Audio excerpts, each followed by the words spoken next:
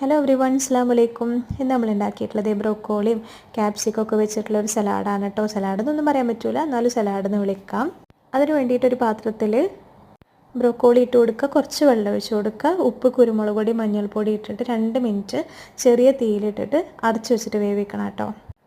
പിന്നെ ക്യാപ്സിക്കും അതുപോലെ തന്നെ തക്കാളിയൊക്കെ അരിയുമ്പോൾ തക്കാളി തൊലി കളഞ്ഞിട്ട് അരിയുക. ചെറുതാക്കിയിട്ട് വേണം എല്ലാ വെജിറ്റബിൾസും അരിയാനായിട്ട്, നല്ലോണം കുഞ്ഞിതാക്കിയിട്ട്.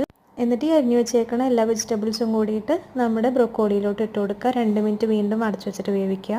പിന്നെ നമ്മൾ കോഴിമുട്ട ചിക്കുമ്പോൾ ഉണ്ടല്ലോ, നമ്മൾ സാധാരണ എണ്ണ ഒഴിച്ചിട്ടല്ല ചെയ്യാറുള്ളത്. ഇവിടെ നമ്മൾ വെള്ളമാണ് ഒഴിക്കണത്. ഉപ്പ്, കുരുമുളക് പൊടിയും കോഴിമുട്ട ഇട്ടിട്ട് ചിക്കി കൊടുക്കുക സാധാരണ ചെയ്യണ പോലെ.